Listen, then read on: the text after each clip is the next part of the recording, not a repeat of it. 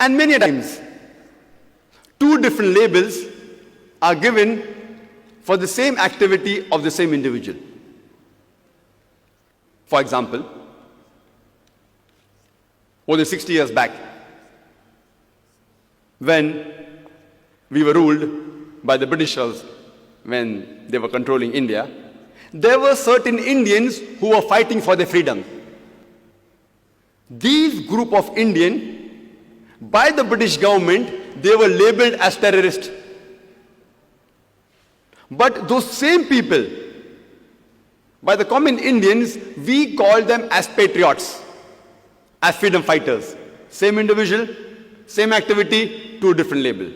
One group is calling them a terrorist, the other group is calling them freedom fighters, patriots. Same individual, same activity, two different labels. Therefore, before you give a label, you have to try and find out what is the reason that the person is giving the label.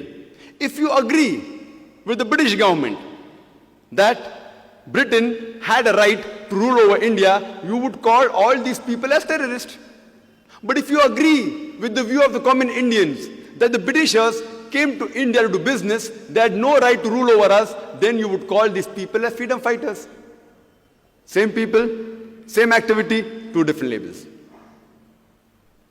And I'd like to give one more example of Nelson Mandela, who was the ex-president of the new free South Africa. And we know that by the previous government, the white apartheid government, they called Nelson Mandela earlier as a terrorist. And they imprisoned him in Robben Islands for more than 25 years.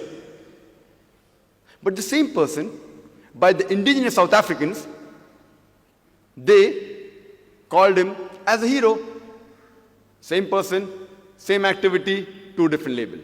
If you agree with the previous white apartheid government of South Africa that the color of the skin makes you superior, if your skin's color is white, it makes you superior, then we all have to agree that one of the greatest terrorists on earth was Nelson Mandela.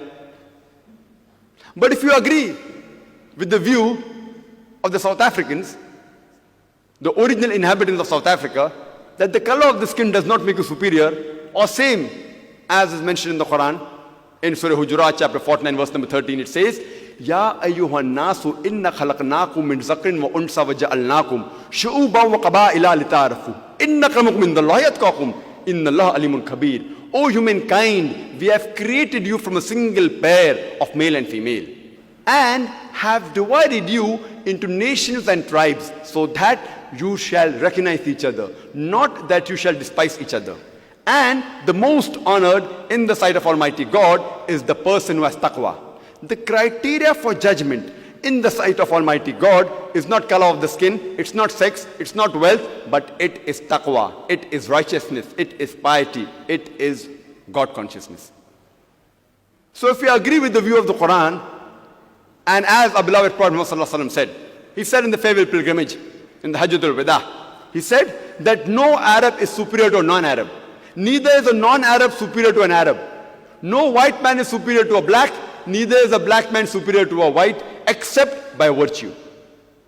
So if you agree with the view of the Quran and the saying of the beloved Prophet Muhammad, you would not call Nelson Mandela the terrorist, but you would call a person who's fighting for his rights.